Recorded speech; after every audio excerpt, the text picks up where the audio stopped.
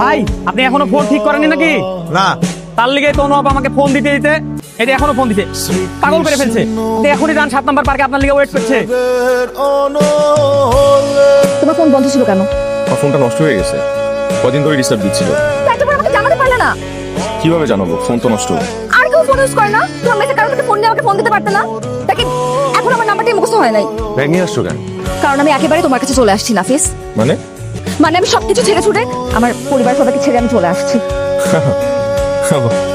ভালোই করছো। তুমি কি আমার কথা বুঝতে পারছো নাফিস? আমি তোমার সাথে একবারে থাকার জন্য চলে আসছি। আমি আর ওই বাসায় ফেরত যাবো না। এই মানসিক যন্ত্রণা আমি আর নিতে পারছি না। আমি তো তোমার কাছে একটা বছর সময় চাইছিলাম। এটাই আমার বিসিএস এর শেষ বছর। আমি যদি এই সুযোগ কাজে লাগাতে না পারি তাহলে এর মধ্যে আমি এত কিছু কি করে সামলাবো? তুমি চিন্তা করো না, আল্লাহ ভরসা। আমরা দুজন মিলে সবকিছু ঠিক সামলে নেব। কিভাবে সামলে নিব? আমার পকেটের অবস্থা তো দুর্বিষহ। সর্বসাকুল্যে এই 127 টাকা আছে। দাও, আমাকে দাও। আচ্ছা, এখান থেকে কাজী অফিসে যেতে কত লাগতে পারে? 20 টাকা। আর 101 টাকা হচ্ছে আমার দেনমোহর। বাকি 6 টাকা দিয়ে 6টা চকলেট কিনে সবার মিষ্টি মুখ করে দিব। হয়ে গেল। তোমাদের বাসা করে রেডি, সেখান থেকে আপনাদের ছোট্ট সংসার শুরু। এটা তো তোর রুম। তো আজ থেকে রুম তোদের, আর তোর বেডে আমি অ্যাডজাস্ট করে নিই। আমাদের তো সবকিছু স্বপ্নের মধ্যে। আর আমার কাছে স্বর্গীয়। সবসময় আমার সাথে থাকবে তো। আমি তো সবকিছু জেনে এই সিদ্ধান্তটা নিয়েছি। তুমি যদি আমাকে এভাবে সবসময় ভালোবেসে যেতে পারো, আমি তোমাকে সবসময় এভাবে আগলে রাখবো। Times up. দূর।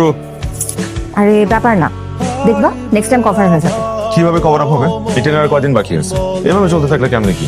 প্র্যাকটিস করতে হবে বেশি বেশি, হাতে সময়ও নাই। তুমি শুধু স্টাডি করো, বাকি সব আমি দেখবো।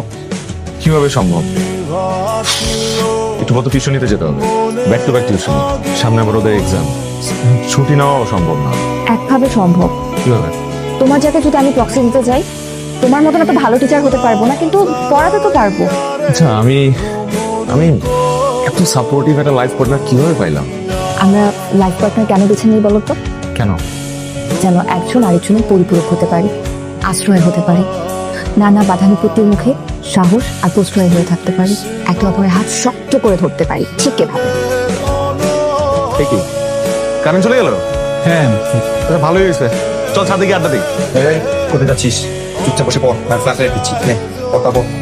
ফ্ল্যাশ লাইট লাগবে না, আমি মোমবাতি নিয়ে আসছি। চল। কি রে, গাড়ি কেন?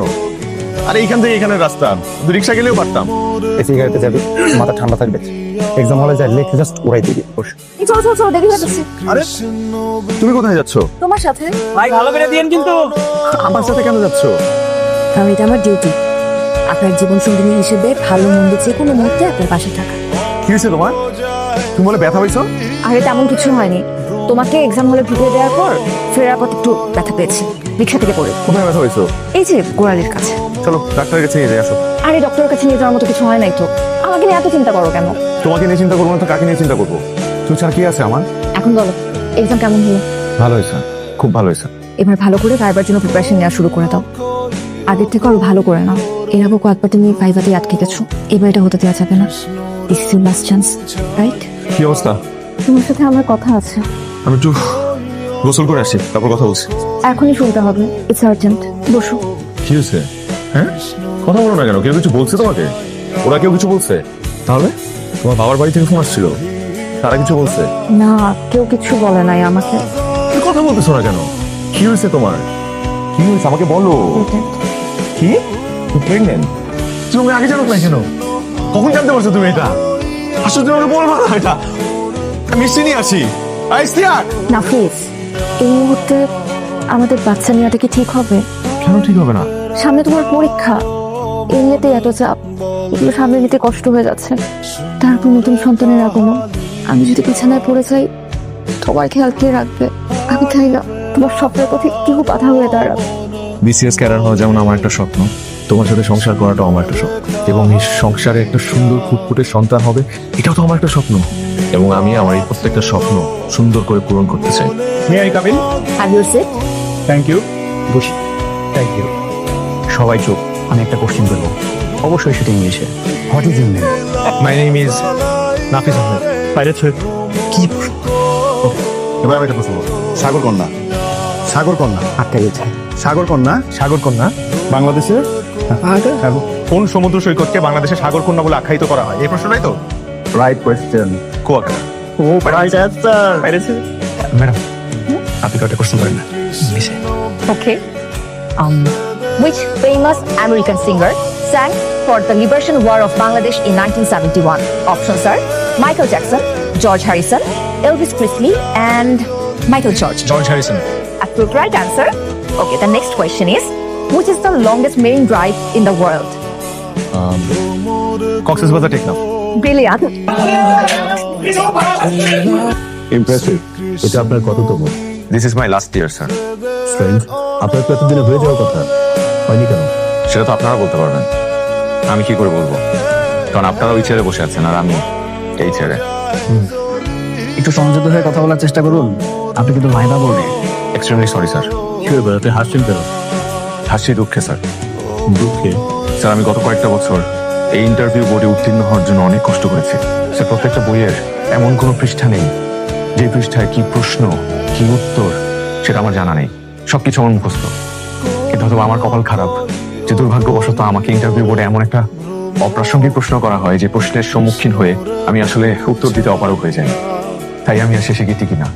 এবারও যদি আমি না টিকি আমার কোনো আফসোস থাকবে না, হয়তোবা কোনো একটা স্কুলে শিক্ষক পদে জয়েন করব, তারপরে বাচ্চাদেরকে শেখাবো কিভাবে নৈতিকতা ধরে রেখে মানব সেবা করা যায় এবং নিজের আগে নিজের দেশকে নিয়ে এবং জাতিকে নিয়ে চিন্তা করতে হবে।